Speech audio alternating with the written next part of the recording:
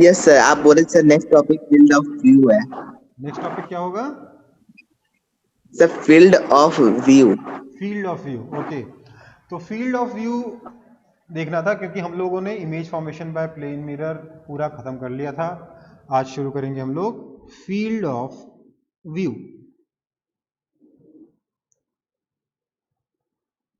देखो, अब field of view अलग अलग तरीके से डिफाइन किया जा सकता है। दो तरीके का फील्ड ऑफ व्यू डिफाइन किया जाता है। एक तो फील्ड ऑफ व्यू डिफाइन करते हैं हम लोग मिरर का, और एक डिफाइन करते हैं इमेज का। ठीक है, कहने का मतलब फील्ड ऑफ व्यू का जो मिरर का या लेंस का जो फील्ड ऑफ व्यू होता है, जो इंस्ट्रूमेंट का जो फील्ड ऑफ व्यू होता है, इसका मतलब है कि अगर ये लेट से मिरर है तो मैं यहां पर अगर ऑब्जर्वर है तो वो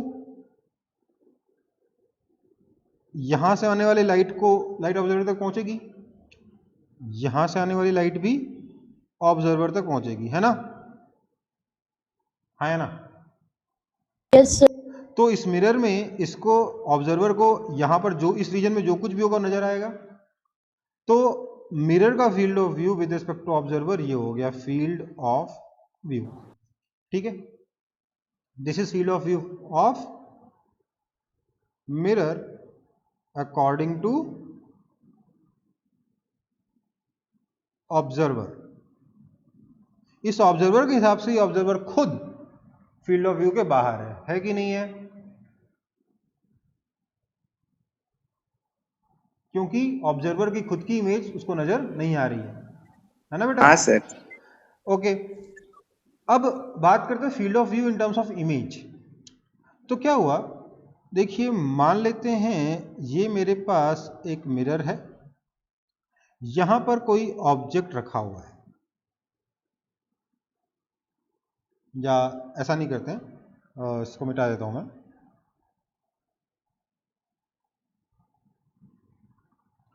ऑब्जेक्ट जो है वो यहां कहीं पे रखा हुआ है, तो इस ऑब्जेक्ट की इमेज ये मिरर बनाएगा तो जरूर, लेकिन कैसे बनेगा? ऑब्जेक्ट से एक लाइट रे में ड्रॉ करता हूं जो कि मिरर के इस एज पे गिरी, दूसरी लाइट रे ड्रॉ करता हूं जो मिरर के दूसरी एज पे जाके गिरती है, जाकर इंसिडेंट होती है। तो क्या होगा, ये लाइट रे रिफ्लेक्ट होके ऐसे चली जाएगी, ये लाइट रे रिफ्लेक्ट होके ऐसे चली जाएगी, कुछ ऐसे, एंड वी विल सी कि इस ऑब्जेक्ट की इमेज बनेगी यहां पर, है ना? कुछ ऐसा ही होगा ना भाई सिंह? है ना? हाँ सर। तो अच्छा, ये लाइट रे जा रही है ऐसे, पिछले वाले को मिटा देता हूं। तो इस इमेज को देखने के लिए किसी दूसरे बंदे को कहां रहना होगा? इस इमेज को देखने के लिए उस दूसरे पर्सन को इस रीजन में रहना होगा, हाँ या ना? हाँ या ना? हाँ sir. So this is the field जहां से ये इमेज देखी जा सकती है। ठीक है, so this is our field of view of this image, field of view of image according to this by this mirror. इसी रीजन से ये इमेज देखने को मिल सकती है। तो इस तरीके से दो फील्ड ऑफ व्यू डिफाइन होते हैं, दो तरीके से फील्ड ऑफ व्यू डिफाइन होते हैं। Field of view as such term use करके आपके पास नहीं आएगा कभी क्वेश्चंस वगैरह में। इतना जरूर बोल देता कभी कभार कि इस मिरर का फील्ड ऑफ व्यू ज्यादा है, उस मिरर का फील्ड ऑफ व्यू कम है, बट इसका मतलब क्या है कि उस मिरर में ज्यादा चीजें दिख सकता, ऑब्जर्वर ज्यादा चीजें देख सकता है, इस मिरर में ऑब्जर्वर कम चीजें देख सकता है। ठीक है, बट आपका field of view of image का मतलब जो है वो पूछा क्या जाएगा कि सीधे से पूछा जाएगा, बताओ ऑब्जर्वर कहां पे खड़ा होगा कि उसको इमेज दिखेगी। इस तरीके की बातें की जा सकती है। ठीक है, फॉर एग्जाम्पल इस पर एक सिंपल सा क्वेश्चन क्या बन सकता है, इसको कॉपी कर लिया सबने? हाँ सर, हो गया। इस पर एक सिंपल सा क्वेश्चन ये बन सकता है, बोला कि ये हमारे पास एक लड़का है, दिस इज अ बॉय, जिसकी हाइट कैपिटल एच है। सर हाँ, सर एफओबी मतलब? Field of view. Okay sir.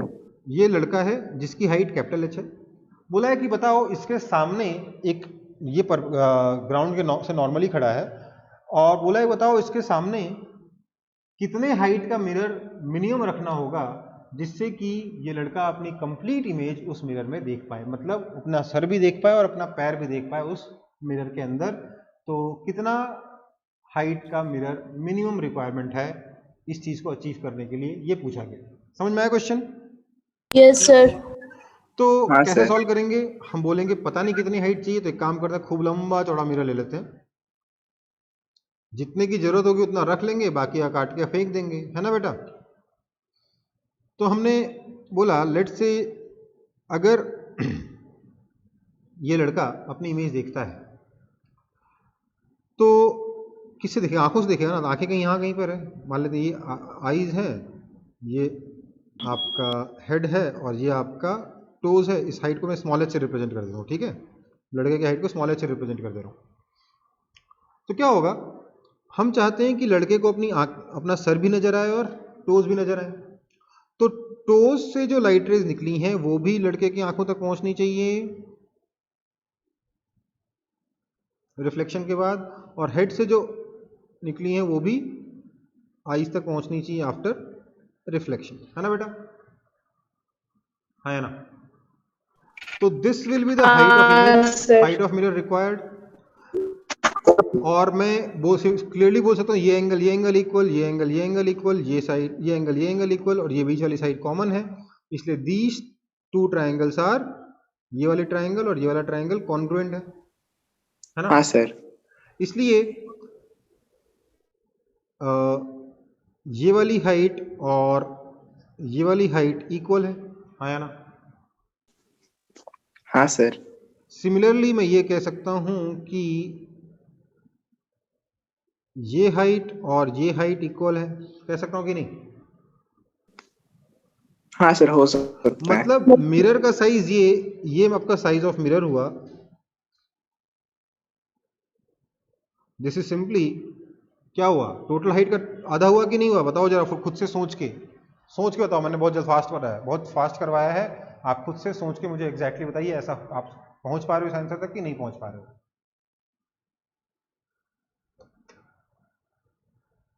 मैं चाहता हूं खुद से सोचो, इसलिए कराया इतना फास्ट।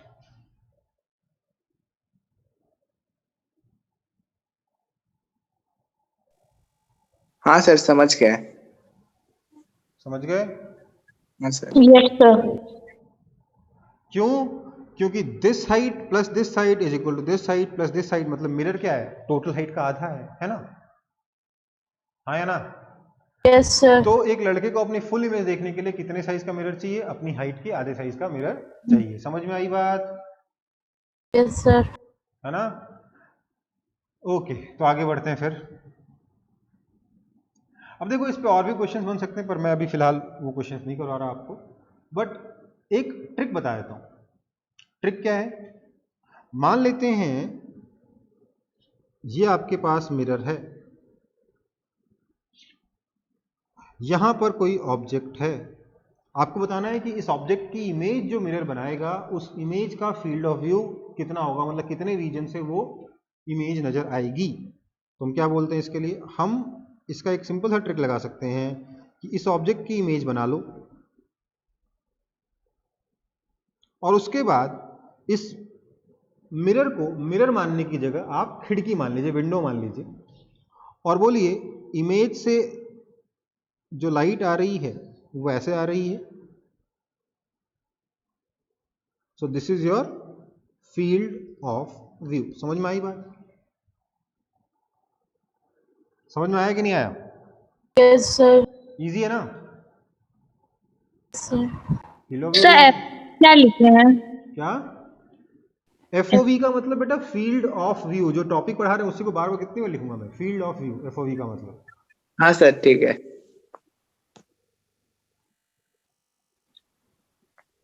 सर, इमेज से लाइट कैसे आएगा सर? इमेज से लाइट नहीं आएगा, यही तो होता है, ट्रिक है ये। आप समझिए, इमेज से लाइट नहीं आएगी, बट ऑब्जेक्ट से लाइट कैसे जाएगी? ऐसे जाके ऐसे जाएगी ना, और इसी को आपने पीछे की तरफ एक्सट्रापोलेट कर रखा है। ऑब्जेक्ट से ये लाइट ऐसे आई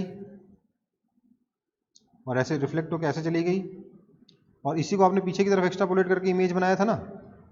तो सीधे मान लीजिए इमेज से लाइट आ रही है, बोला तो इसको मिरर की जगह खिड़की मान लीजिए, और देखिए कहां से इमेज देख सकते हो आप। समझ में आई बात? अच्छा सर, सर ये ट्रिक है ना? देखो ये ट्रिक है, ठीक है, ये रिजल्ट है, ठीक है, Yes, sir. आंसर पर तक जल्दी पहुंचने के लिए। फॉर एग्जाम्पल एक क्वेश्चन दिखाई देता हूं तो आपको ज्यादा क्लियर होगा। आपसे बोला जा सकता है कि लेट से हमारे पास ये एक मिरर है, हॉरिजॉन्टल मिरर है ये, इसके सामने यहाँ पर एक सड़क है, जिस सड़क से एक कार जा रही है वेलोसिटी v से, कांस्टेंट वेलोसिटी v से, ठीक है। एक लड़का यहाँ खड़ा है, ये आपका ऑब्जर्वर है। इस मिरर की विड्थ दे रखी है आपको w। आपको बताना है कि अगर ये डिस्टेंस a है और ये वाला डिस्टेंस भी a है, तो for how long, for how much time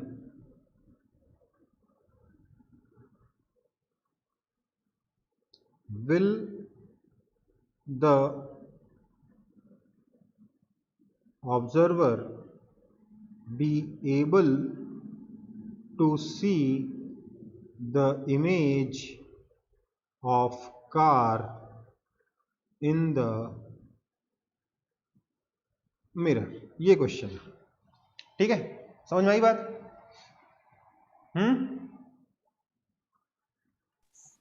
हाँ सर, समझ रहे हैं। अब देखो इस क्वेश्चन को सॉल्व करने के लिए क्या कर सकते हैं। एक तो ये कि मैं बोलूं और कार से लाइट मिरर पे जाएगी, मिरर से टकरा के ऑब्जर्वर पे आएगी, उसके बाद में कुछ कुछ मेहनत करूं, है ना। Yes, sir. दूसरा मैं ये बोल सकता हूं कि इस कार की इमेज बना दूं मैं यहां पर, या इस रोड की इमेज बना दूं यहां पर, इसमें से कितनी रोड इस ऑब्जर्वर को नजर आ रही है, उस लेंथ में, उस लेंथ को कवर करने में कार को कितना टाइम लगेगा, ये बता दूं, हाँ या ना। हाँ सर, ये Yes, दूसरा sir. मेथड। इससे एक और आसान तरीका है, क्या यार, अगर ऑब्जर्वर को कार की इमेज नजर आएगी तो कार से ऑब्जर्वर की इमेज नजर आएगी कि नहीं आएगी? क्या बोले सर? ऑब्जर्वर को कार की इमेज कब नजर आएगी? तब आएगी अगर कार से लाइट मिरर तक जाए और मिरर से लाइट ऑब्जर्वर तक आए, हाँ या ना। हाँ सर। तो मतलब कि ऑब्जर्वर से निकलने वाली लाइट भी कार तक पहुंच जाएगी ऐसे में, Yes, ओ sir. अच्छा, हाँ सर, हाँ सर। है ना बेटा। तो हाँ सर। मतलब अगर ऑब्जर्वर को कार की इमेज नजर आएगी तो कार से ऑब्जर्वर की भी इमेज नजर आएगी, हाँ या ना। हाँ सर। तो मैंने Yes, काम किया, मैं इतनी बड़े रोड की इमेज क्यों बनाऊं, मैं क्यों नहीं ऑब्जर्वर की इमेज बना देता हूं यहां पर। ये मेरा ऑब्जर्वर की इमेज है, ओ डैश है, और बोलूं इससे कार इतना रीजन, रोड के इतने लेंथ से इस ऑब्जर्वर की इमेज नजर आएगी, है ना बेटा। ये डिस्टेंस कितना है, ए है। अब ये छोटा वाला ट्रायंगल और ये पूरा बड़ा वाला ट्रायंगल क्या है, सिमिलर है कि नहीं है? Yes, sir. हाँ सर, सिमिलर है। तो मैं बोलूंगा कि सिमिलर ट्रायंगल इंप्लाइज, अगर इस लेंथ को मैं x बोल दूं तो बोल सकता हूं, ध्यान दीजिएगा, x upon w is equal to 3a upon a, ये बोल सकता हूं कि नहीं? हाँ सर, बोल सकते हैं। ध्यान दीजिए, आप ये जो रेशियोज इक्वल होते हैं सिर्फ साइड लेंस में नहीं, आप एल्टीट्यूड में भी लगा सकते हो ट्रायंगल का, हाँ या ना। हाँ सर, वो होता है। Okay, so this implies x is equal to 3w, therefore कितनी देर तक नजर आएगा, 3w अपॉन v तक नजर आएगा। इतने टाइम के लिए ऑब्जर्वर को कार की इमेज, कार को ऑब्जर्वर की इमेज नजर आएगी। समझ में आया कि नहीं आया? Yes, हाँ sir. सर। हम्म हाँ सर, अच्छा है। ठीक है बेटा, चलो। सर एक बार फिर से समझा देंगे सर? हाँ बेटा सुनो, मैंने कहा कि जितनी देर तक ऑब्जर्वर को कार की इमेज नजर आएगी उतनी देर तक कार को ऑब्जर्वर की इमेज नजर आएगी, हाँ या ना। हाँ या ना? हाँ सर, हाँ तो मैंने क्या सर। बोला, ऑब्जर्वर की इमेज बनाई ओ डैश। अब मैं इस ओ डैश का फील्ड ऑफ व्यू निकालूंगा बाय दिस मिरर, उसके बाय दिस मिरर। तो उसके लिए क्या करूंगा, मैं इस मिरर को विंडो की तरह ट्रीट करूंगा और बोलूंगा इसकी इमेज ओ डैश से कहां तक लाइट आ रही है। समझ में आया? जितनी देर हाँ दूर तक लाइट सर। पहुंच रही है इस रोड के अलोंग, उसको मैं कह दिया एक्स। ठीक है, फिर मैंने कहा ये छोटा वाला ट्रायंगल और ये बड़ा वाला ट्रायंगल सिमिलर हैं। क्यों? क्योंकि सारे एंगल्स इक्वल हैं, है ना बेटा? हाँ सर, है सर। अब अगर ये सारे एंगल्स इक्वल होने की वजह से दोनों ट्रायंगल्स अगर सिमिलर हैं, तो मैं कह रहा हूं कि दोनों ट्रायंगल सिमिलर होने पे मैं इस छोटे वाले ट्रायंगल का साइड अपॉन बड़े वाले ट्रायंगल का साइड, या बड़े वाले ट्रायंगल का साइड अपॉन छोटे वाले ट्रायंगल का side x upon w is equal to बड़े वाले ट्रायंगल का एल्टीट्यूड 3a अपॉन छोटे वाले ट्रायंगल का altitude a। This implies x is equal to 3w। तो 3w लेंथ के अंदर अगर कार रहेगी तो उसको ऑब्जर्वर की इमेज नजर आएगी। इसलिए कितनी देर तक नजर आएगी? जितनी लेंथ में 3w लेंथ क्रॉस कर जाए कार। मतलब कार की स्पीड v है तो 3w अपॉन v। समझ में आया कि नहीं आया? Yes, sir. Yes sir. Clear? Okay हाँ सर। ओके बेटा, तो अपना फील्ड ऑफ व्यू भी खत्म हो गया, प्लेन मिरर पूरा का पूरा खत्म कर दिया हमने, इमेज फॉर्मेशन पूरा का पूरा खत्म कर दिया। समझ में आया आप लोगों को? Yes, हाँ sir. सर, अच्छे से। Okay okay. So now let's move on to reflection eight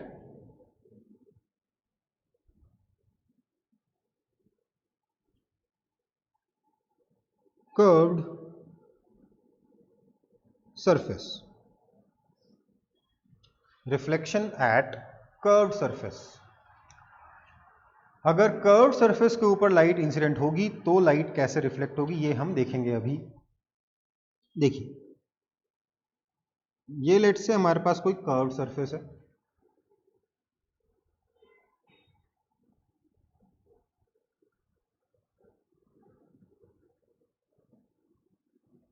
अगर मैं इस कर्व्ड सरफेस के ऊपर एक parallel beam of light incident कराऊं, पैरेलल बीम ऑफ लाइट का मतलब सारी की सारी रेज एक दूसरे के पैरेलल है। मैंने पैरेलल भी नहीं, पैरेलल हॉरिजॉन्टल रेज ली हैं, तो मेरी लाइट रेज जो इंसिडेंट रेज है वो ऐसी है, ऐसी है, ऐसी है, कुछ इस तरीके की लाइट रेज है मेरी इंसिडेंट रेज। तो आफ्टर रिफ्लेक्शन ये लाइट रेज कैसी जाएंगी? तो हम क्या देखेंगे, जिस पॉइंट पे इंसिडेंट हुआ उस पॉइंट पे आप नॉर्मल ड्रॉ करिए, वहां पे एंगल ऑफ आई बना के आप एंगल ऑफ रिफ्लेक्शन आर निकालकर रिफ्लेक्टेड रेज का डायरेक्शन निकाल सकते हो, है ना बेटा? यहां पर नॉर्मल एकदम ऐसा हो जाएगा, जरा सा एंगल बनाएगा एकदम, इसलिए रिफ्लेक्टेड रे थोड़ी ऐसी जाएगी। यहां पर नॉर्मल थोड़ा सा ज़्यादा टेढ़ा है तो रिफ्लेक्टेड रे थोड़ा और ज़्यादा टेढ़ा जाएगा। समझ में आई बात? हाँ या ना? यहां पर नॉर्मल थोड़ा सा नीचे की तरफ है तो रिफ्लेक्टेड रे थोड़ा, सर एंगल ऑफ रिफ्लेक्शन सब में अलग होगा? आई और आर दोनों इक्वल होगा ना हर जगह पर? नहीं सर, मतलब सारा रेस में से जो आ रहा है उसका एंगल ऑफ रिफ्लेक्शन अलग अलग होगा हाँ, ना क्योंकि हर सारे जगह रेस। नॉर्मल का डायरेक्शन अलग है ना। हाँ सर। ठीक है, और हम देखेंगे इस तरीके से कि अलग अलग पॉइंट पे इंसिडेंट रेज अलग अलग डायरेक्शन में चले जाएंगे रिफ्लेक्ट होके। मतलब even though incident rays are parallel, reflected rays are not parallel. समझ में आई बात? Yes, sir. पक्का? हाँ सर। Yes, sir. आगे बढ़ूं? Yes, हाँ sir. सर। ओके, तो अगर ये सरफेस स्फेरिकल हो तो जो मिरर बनता है उसको क्या बोलते हैं? स्फेरिकल मिरर कहते हैं। ये तो मैंने जनरल कर्व सरफेस के बारे में बात की, मैं बात करना चाह रहा हूं अब एक स्पेशल केस जिसका नाम है स्फेरिकल मिरर्स, उसके बारे में। स्फेरिकल मिरर क्या होता है बेसिकली, आप समझिए। मान लेते हैं कि हमारे पास ये एक स्फीयर है, बहुत अच्छा स्फीयर नहीं बना, तो वापस ड्रॉ कर ले रहा हूँ।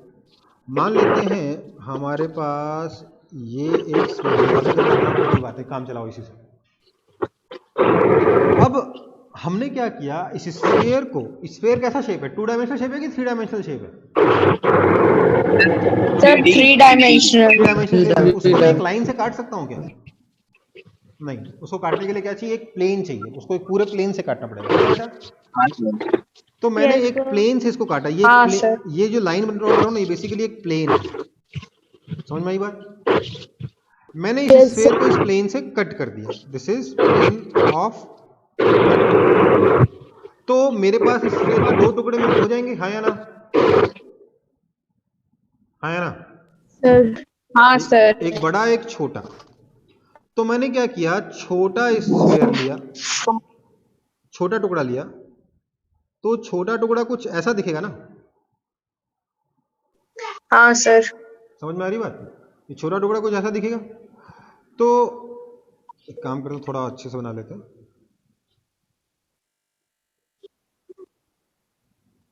ठीक है, ये छोटा टुकड़ा सिर्फ ऐसे नहीं दिखेगा, ऐसा दिखेगा, राइट? जैसा पहले बनाया वैसा दिखेगा, है ना? पर हम Yes, क्या sir. करेंगे ना, इस छोटे टुकड़ों को अक्सर इस तरीके से रिप्रेजेंट करेंगे, क्योंकि इतनी मेहनत बार बार कौन करेगा, समझ में आई बात? Yes, sir. हाँ सर। ओके। अब इस छोटे टुकड़े, जो छोटा सा टुकड़ा हमें मिला, छोटा सा पीस जो ये वाला हमको मिला है, इस पीस के 2 साइड है, एक अंदर वाला साइड और एक बाहर वाला साइड, है ना बेटा? हाँ सर, जिसमें कुछ डाला जा सकता है। ये जो अंदर वाला साइड है, इसको हम कहते हैं कनकेव साइड। क्या बोलते हैं इसको? Concave side. और बाहर वाले को क्या बोलेंगे? Convex side. देखो, वैसे मुझे पता है आप लोगों को याद है किसको कनकेव कहते हैं, किसको कन्वेक्स कहते हैं, बट मेरे को अपने टाइम पे याद नहीं रहता था, इसलिए मैं अपनी प्रॉब्लम सॉल्व कर दे रहा हूँ। अगर किसी और के पास उतनी प्रॉब्लम हो जितनी मेरे पास थी, तो उसकी प्रॉब्लम सॉल्व कर दे रहा हूँ कि भैया शेप ऐसा बना है ना थोड़ा, है ना? Yes, sir. हाँ सर। Yes, sir. ये क्या है, हल्का घुसा हुआ है अंदर, तो क्या Yes, थोड़ा sir. गुफा है, थोड़ी गुफा जैसी है ये, हाँ Yes. सर। केव है ये, तो कनकेव हो गया। और दूसरा वाला क्या हो गया? कन्वेक्स हो गया। समझ में आई बात? Yes, sir. हाँ सर।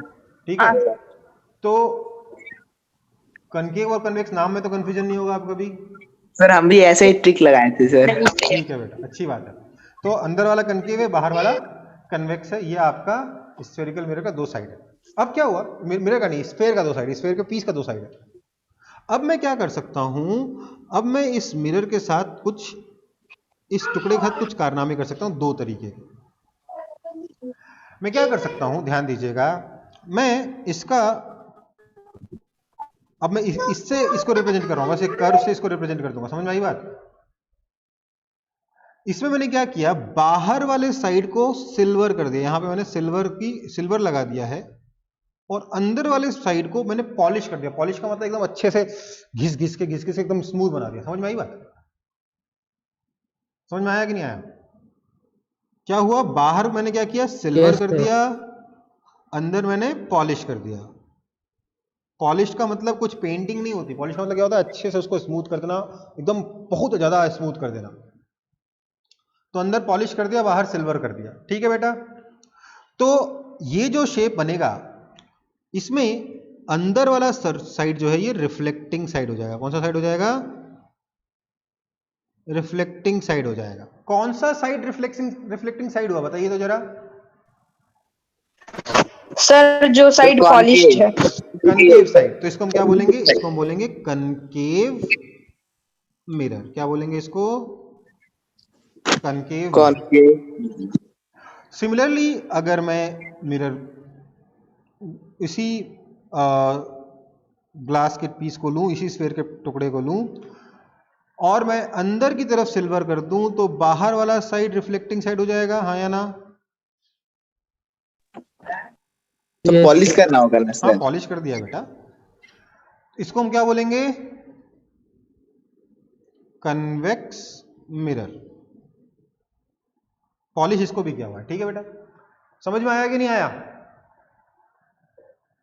Yes, sir. हाँ सर, आ गया। तो दो तरीके के हमारे पास मिरर हो गए, कनकेव मिरर और कन्वेक्स मिरर। अब इससे पहले कि हम आगे बढ़ें, हमें यह समझना होगा कि हमारा जो मिरर है उसके पास क्या क्या ऐसी प्रॉपर्टीज हैं जिसके बेसिस पर मैं दुकान पे जाकर एक मिरर खरीद सकता हूं। मतलब अगर मेरे को एक पर्टिकुलर टाइप का मिरर चाहिए तो मुझे क्या क्या चीजें उसमें ऑब्जर्व करनी चाहिए। मैं दुकानदार से जाके क्या बोलूंगा कि भैया मेरे को ये वाला मिरर दे दो, स्फेरिकल मिरर। तो इसके लिए हम लोग कुछ डेफिनेशन देखेंगे that are related to our mirrors. ठीक है,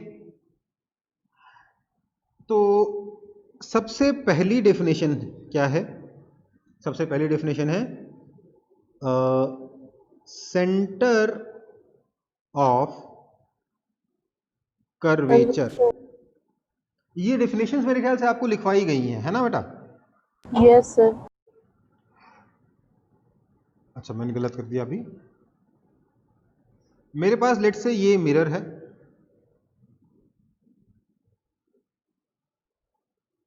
ठीक है। मैंने इसको कंप्लीट करके ये दिखा दिया कि कौन से स्फेयर से काट के ये मिरर बनाया गया है। ठीक है बेटा, Yes, समझ में आ रही बात? yes, sir. तो सेंटर ऑफ कर्वेचर क्या होता है? सेंटर ऑफ कर्वेचर ये वाला सेंटर होता है, इस पूरे स्फेयर का सेंटर। इसलिए इसको डिफाइन करना चाहो तो क्या लिख सकते हो? मैं लिखवा नहीं रहा, सिर्फ बोल रहा हूं। सेंटर ऑफ कर्वेचर क्या होता है बेटा? Centre of the sphere of which mirror is a part. जिस स्फेयर का पार्ट है मिरर, उस स्फेयर के सेंटर को क्या बोलेंगे? सेंटर ऑफ कर्वेचर बोलेंगे। Next, radius of curvature.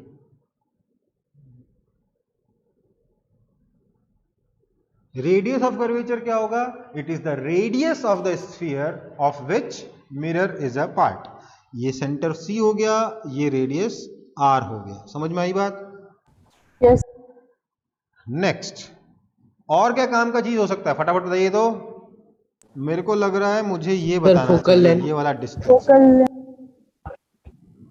है ना, ये है मेरा अपर्चर। अपर्चर क्या होता है बेटा? अपर्चर होता है diameter of the reflecting surface. वो जो रिफ्लेक्टिंग सरफेस है ना, उसका डायमीटर क्या कहलाएगा? अपर्चर कहलाएगा A। ठीक है बेटा। Yes, sir. Next important definition is your pole. देखो ये तीनों ने क्या किया? पहले तीन डेफिनेशन ने क्या किया? आपके मिरर का डायमेंशन सेट कर दिया। अब उसकी कुछ प्रॉपर्टीज पाएंगे। पोल, पोल क्या होता है? पोल होता है इस Center of मिरर the का center. रिफ्लेक्टिंग सरफेस का मिड पॉइंट, मतलब mid point of the reflecting surface. क्या होता है ये? Mid point of the reflecting surface, pole. हालांकि पोल की एग्जैक्ट डेफिनेशन थोड़ी और कॉम्प्लेक्स है, बट उसकी जरूरत आपको कम से कम क्लास 10th में नहीं पड़ेगी, और जब 12th में पड़ेगी तो एक लाइन की बात है, उस वक्त देख लेंगे। क्या होता है सर वो? अरे बेटा वो थोड़ा जब देखेंगे, थोड़ा और कॉम्प्लेक्स डेफिनेशन है उसकी, एग्जैक्टली पोल बताने के लिए। तो पोल क्या है? Mid point of the reflecting surface. ठीक है। नेक्स्ट है हमारा प्रिंसिपल Focus. एक्सिस।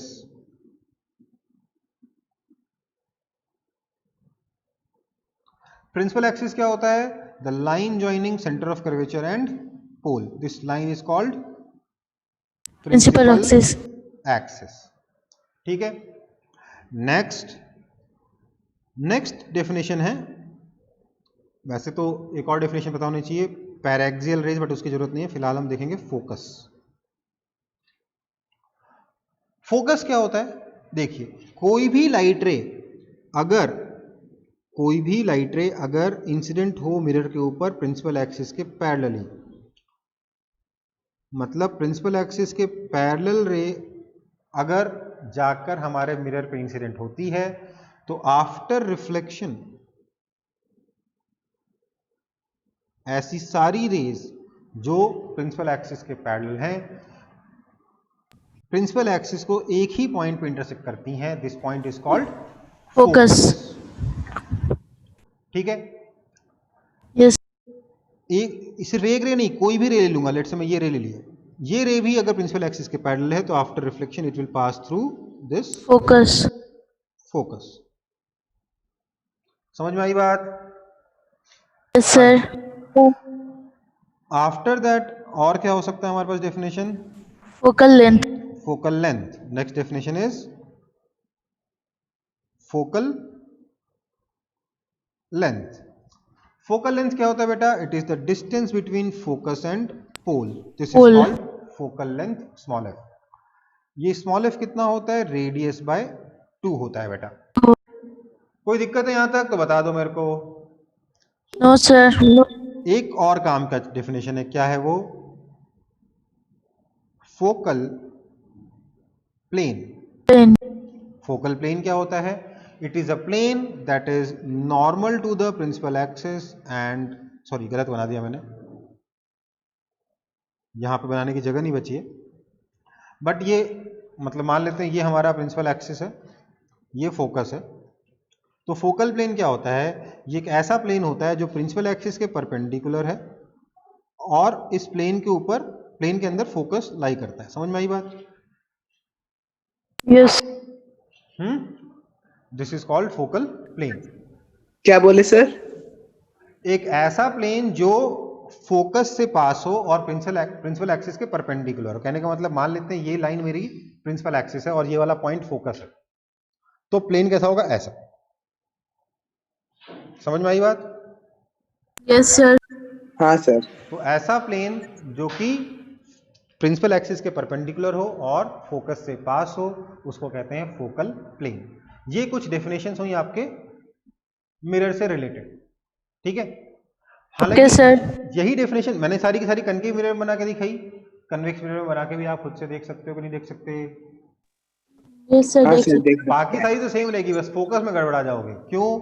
क्योंकि कन्वेक्स मिरर में क्या होगा? अगर कोई लाइट रे प्रिंसिपल एक्सिस के पैरेलली आती है तो फोकस पर नहीं जा पाती लाइट. यहां पर अगर सेंटर है, लाइट रिफ्लेक्ट होकर चली जाती है इधर, सच दैट Divergent. अगर मैं उसको पीछे की तरफ एक्स्ट्रापोलेट करूं तो it appears to be coming from the focus rather than going towards the focus. समझ में आई बात? Yes, sir. कोई डाउट है इसमें? No, sir. Sir last line क्या बोले सर आप? In a convex mirror, light is incident, if light is incident parallel to principal axis on a convex mirror, then the ray after reflection appears to be coming from the focus. समझ में आई बात? Yes, sir. Focus की तरफ नहीं जाती, focus से आती हुई लगती है. It appears to be coming from the focus. Definitions clear है सबको? हाँ Yes, sir. सर. तो इसलिए कनकेव मिरर को कन्वर्जिंग और कन्वेक्स मिरर को डाइवर्जिंग मिरर बोलते हैं. हाँ, इसीलिए आपका जो कन्वेक्स मिरर होता है वो डाइवर्जिंग होता है, कनकेव मिरर कन्वर्जिंग होता है. कैसे पता चलता है कौन सा मिरर कन्वर्जिंग है, कौन सा मिरर डाइवर्जिंग है? तो देख लीजिए. अगर मिरर के ऊपर जो पैरेलल रेज आ रही हैं, अगर वो रिफ्लेक्शन के बाद कन्वर्ज हो जाएं तो मिरर कैसा है? कन्वर्जिंग है. और अगर कोई मिरर ऐसा हो जिस पर इंसिडेंट पैरेलल रेज रिफ्लेक्शन के बाद डाइवर्ज कर जाएं तो मिरर कैसा है? डाइवर्जिंग है. समझ में आया कि नहीं आया? समझ में? Yes, sir. ओके. इसीलिए आपका जो कनकेव मिरर है वो कन्वर्जिंग है और कन्वेक्स मिरर डाइवर्जिंग है. समझ में आया कि नहीं आया? Yes, sir. हाँ सर. क्लियर है एकदम? Yes sir. ओके. आगे बढ़ूं? Yes, sir. ओके. तो अब हम देखते हैं कि मिरर इमेज कैसे बनाएगा. ये कनकेव मिरर और कन्वेक्स मिरर, ये जो स्फेरिकल मिरर्स हैं, ये कैसे इमेज बनाते हैं. अब मुझे बताइए कि इमेज को रिप्रेजेंट करने के लिए, इमेज की लोकेशन बताने के लिए आपको कितनी रेज की जरूरत होती है? कितने रेज ड्रॉ करने होते हैं मिनिमम? सर 2.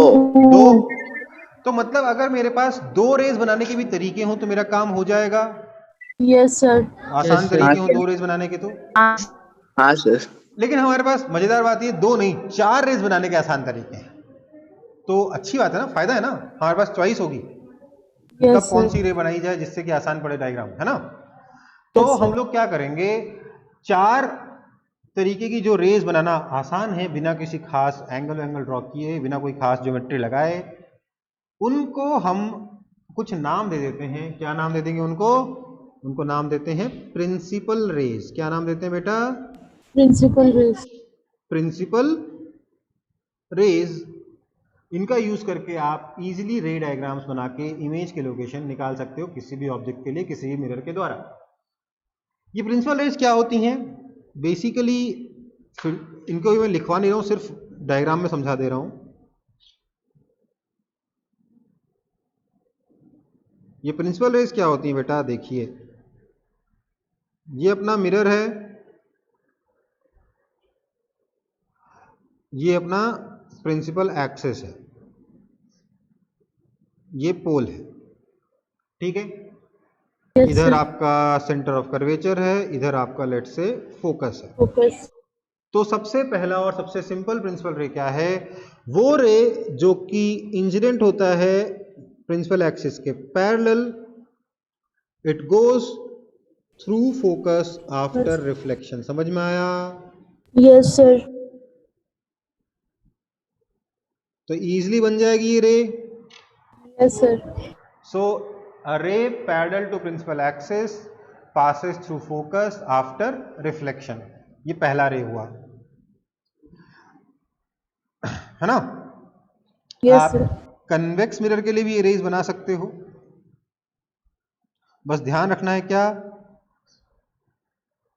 कन्वेक्स मिरर में सेंटर पीछे होगा, फोकस भी पीछे होगा, ये पोल होगा, ये आपका फोकल लेंथ होगा। ये फोकल लेंथ जो है ना, ये r/2 के बराबर होता है, ठीक है। रेडियस बाय 2 होता है फोकल लेंथ। यहां समझ में आई बात? Yes, sir. अब क्या है, पैरेलल रे अगर प्रिंसिपल एक्सिस के पैरेलल रे अगर, अरे यार क्या हो रहा है, अगर प्रिंसिपल एक्सिस के पैरेलल रे, अगर प्रिंसिपल एक्सिस के पैरेलल रे आकर आपके मिरर पे इंसिडेंट होती है, तो after reflection it appears to be coming from Coming the from focus, focus. ठीक है। Yes, sir. ये तो एक हो गए। दूसरा, अगर इंसिडेंट रे फोकस से आए, अगर इंसिडेंट रे फोकस से आए तो रिफ्लेक्शन के बाद प्रिंसिपल एक्सिस के Parallel चला. पैरेलल चली जाएगी, है ना। अब देखिए, Yes. कन्वेक्स मिरर के केस में फोकस से लाइट रे इंसिडेंट ही नहीं हो पाएगी, क्योंकि इधर तो लाइट रे इंसिडेंट हो नहीं सकती, लाइट को तो इधर ही इंसिडेंट होना है। Yes, sir. तो अगर इंसिडेंट रे फोकस से आई नहीं बोल सकता, अगर इंसिडेंट रे फोकस की तरफ जा रही है तो after reflection it will become parallel to principal axis. समझ में आई Principal बात? axis. Yes, sir. क्लियर है एकदम? सर नहीं आया सर। Sir Yes. कन्वेक्स वाला नहीं समझ में आया, हम कह सेकेंड रहे वाला। हैं, हम कह रहे हैं कनकेव के केस में क्या हुआ, इंसिडेंट रे फोकस से आ रही है तो रिफ्लेक्शन के बाद प्रिंसिपल एक्सिस के पैरेलल हो गई। कन्वेक्स के केस में इंसिडेंट रे फोकस की तरफ जा रही है तो रिफ्लेक्शन के बाद प्रिंसिपल एक्सिस के पैरेलल हो जाएगी। समझ में आई बात? हाँ सर अब आ गया। ओके, अच्छा अगला मैं कलर चेंज कर लेता हूं ताकि कंफ्यूजन कम हो। अगर incident ray centre of curvature से आती है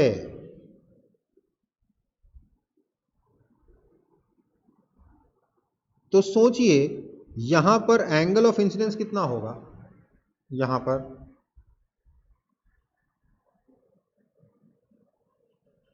जल्दी बताइए, कहाँ पे सर? कहां इंसिडेंट हो रही है? यहीं पे ना इंसिडेंट हो रही है। Yes, sir. 90। सर जीरो होगा ना, क्यों? Yes. क्योंकि सेंटर से अगर आप किसी भी, सेंटर हमेशा क्या होता है, पर नॉर्मल होता है ना सर्कल के, Yes, sir. रेडियस। सेंटर से जो लाइन ड्रॉ करो क्या होगा, रेडियस होगा। रेडियस हमेशा सर्कल के नॉर्मल होता है ना। Yes, sir. तो बेसिकली यहाँ पे एंगल ऑफ इंसिडेंस कितना हो जाएगा? जीरो हो जाएगा। तो लाइट रिफ्लेक्शन के बाद अपना पाथ रिट्रेस कर जाएगी, ये भी तो अच्छी रही हुई ना, Yes, sir. है ना। ये सेम चीज आपके कन्वेक्स मिरर में भी देखने को मिलेगी। अगर इंसिडेंट रे सेंटर की तरफ जा रही है,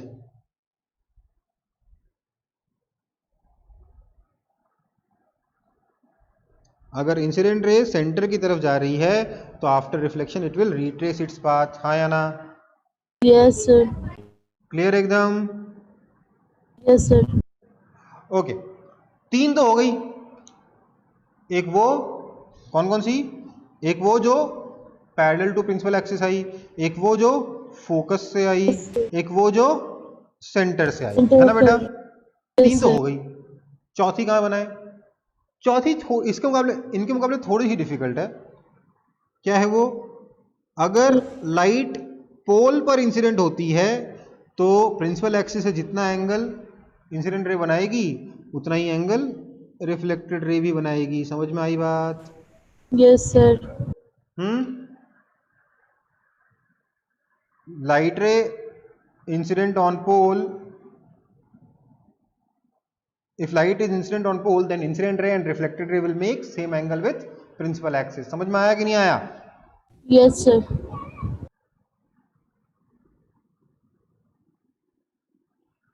क्लियर एकदम? Sir. इजी है? Yes, sir. Easy. मजा आया? तो लास्ट क्या था लास्ट?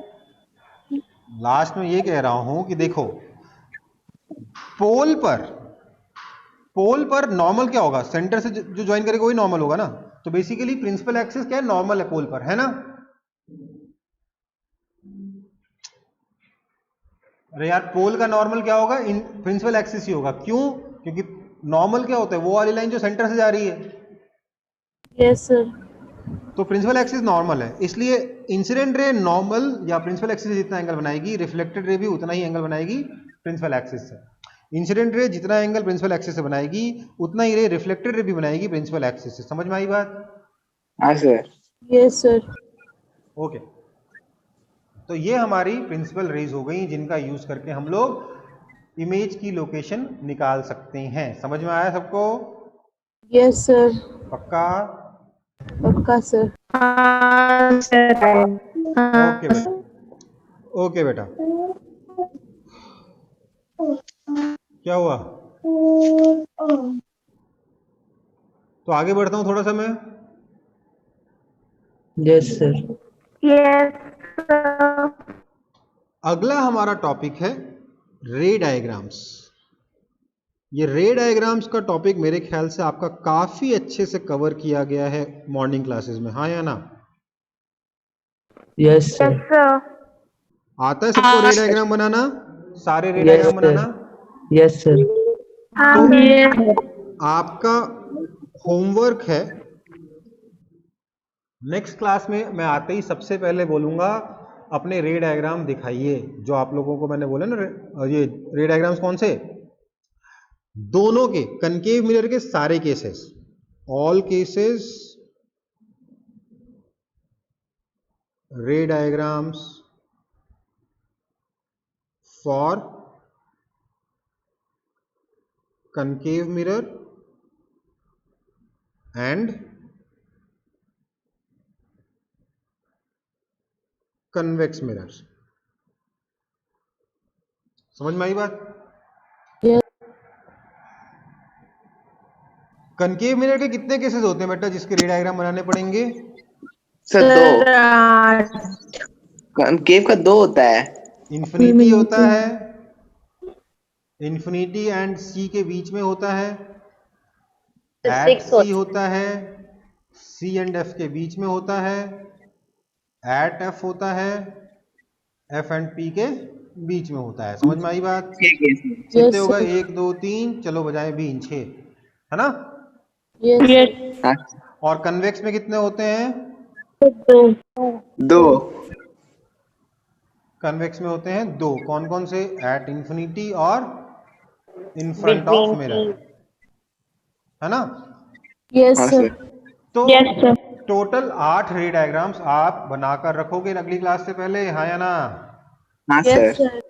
कुछ लोगों ने बना भी रखे होंगे ऑलरेडी, सर वही दिखा दोगे मुझे दोबारा से, है ना? No, sir.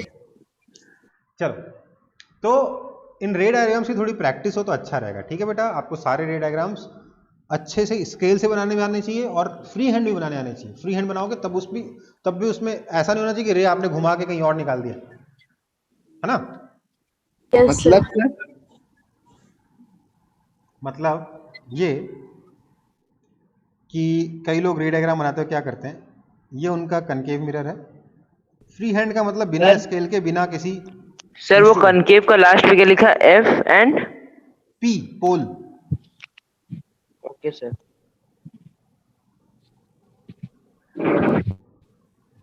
कई लोग अपना रे डायग्राम ऐसे बनाते हैं कि एक ऑब्जेक्ट को रख दिया यहाँ पर, ठीक है? उन्होंने बोला सर इमेज बननी चाहिए सी और एफ के बीच में, उनको पता होता है, लेकिन बेचारे बना नहीं पाते। क्या करते हैं वो एक रे बनाते हैं ऐसे, जो प्रिंसिपल एक्सिस के पैरेलल आई, बोलते हैं ये रिफ्लेक्ट होकर सर फोकस से जाएगी, तो इसको थोड़ा फ्री हैंड बना रहे होते हैं, तो थोड़ा सा ये गलती से हमसे घूम जाता है। और एक रे वो लोग बनाते हैं फोकस से जाते हुए, तो थोड़ा ऐसे बन जाता है उनसे गलती से, फिर बोलते हैं कि ये रे सर प्रिंसिपल एक्सिस के पैरेलल निकल जाएगी और यहाँ इंटरसेक्ट कर जाता है उनका इमेज, बोलते हैं सर मेरा तो इमेज अलग जगह आ गया सर। गजब है सर। मतलब कई लोगों को मैंने ऐसी हरकतें करते हुए देखा है। प्लीज ऐसी हरकतें ना करें और सही तरीके से इमेज बना, अगर आप रे डायग्राम बनाते हैं तो सही आंसर आएगा। और उसके लिए एक ट्रिक भी है कि आपकी कभी गलत नहीं हो आंसर। क्या? देखिए, ये जो दूसरी रे आपने फोकस से पास कराई ना, यही गलती करी।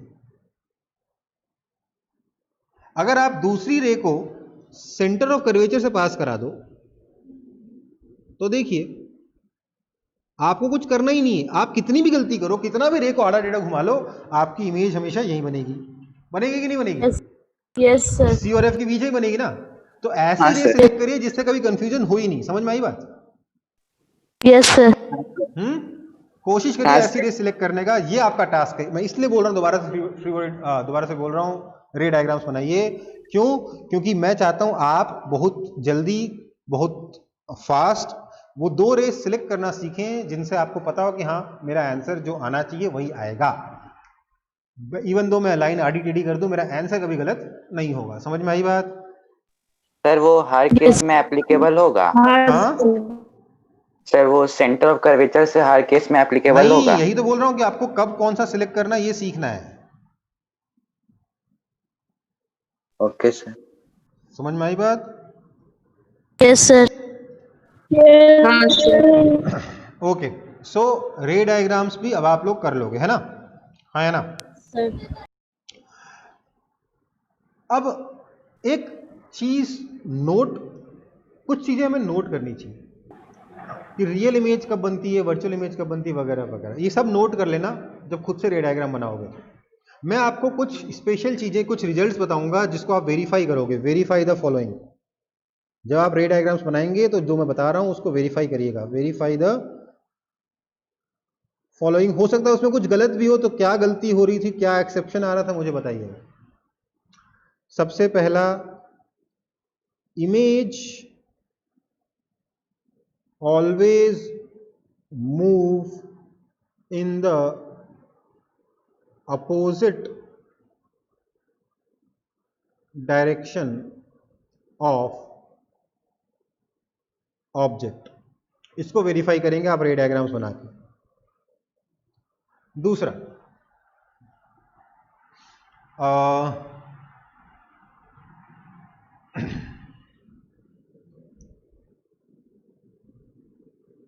real image is always inverted and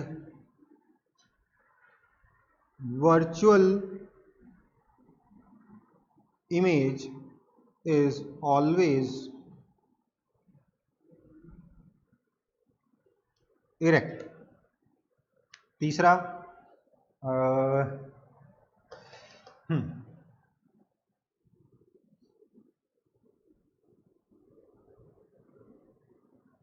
if image is real, mirror is concave. If image is inverted, mirror is concave. If image is virtual and diminished, mirror is convex. If image is erect and enlarged, mirror is Convex. concave. ठीक है, इन चीजों को verify करिएगा और अगर कुछ correction है तो वो भी मुझे बताइएगा। समझ में आई बात? Yes, Yes, sir. sir. हाँ सर, ठीक है सर। ठीक है, और इसमें अगर आप और भी कुछ केसेस सोच सकते हो इस तरीके के तो मुझे बताइएगा कि सर मैंने ये 2-3 केसेस और सोचे। ठीक है बेटा? Yes, sir. Yes, sir. ठीक है, ये कर लेंगे। नेक्स्ट क्लास में हम लोग क्या पढ़ेंगे? Mirror formula. ठीक है, यस सर। मेरे को लग रहा है मेरी नेक्स्ट क्लास तो होगी नहीं, तो मैं क्या करूँ? मैं कुछ जुगाड़ लगाता हूँ। ठीक है, कुछ ना कुछ करके आपकी ये चैप्टर तो कंप्लीट कराना होगा ना अपना। हाँ सर। ह्यूमन आइज तो पूरा थ्योरेटिकल है, वो तो देख लोगे खुद से आप, मतलब वो तो मॉर्निंग वाली क्लास में हो जाएगा। ह्यूमन आइज एंड कलरफुल हाँ वर्ल्ड सर, वो हो जाएगा सर। वो पूरा थ्योरेटिकल है। Yes, ठीक sir. है, ये वाला चैप्टर में थोड़ा बहुत चीजें बाकी है, वो मैं करवा दूंगा। 1 से 1.5 क्लास में मेरा हो जाएगा। ठीक है, चलो फिर नेक्स्ट क्लास में मिलते हैं बेटा। अभी के लिए टाटा बाय बाय, शब्बा खैर। Thank you, thank you sir. Sir. Happy Puja, sir. Happy Durga Puja sir. Thank you बेटा, हैप्पी पूजा। मिलते हैं उसके बाद। Bye sir. बाय बेटा। Yes, sir. Same to you, sir.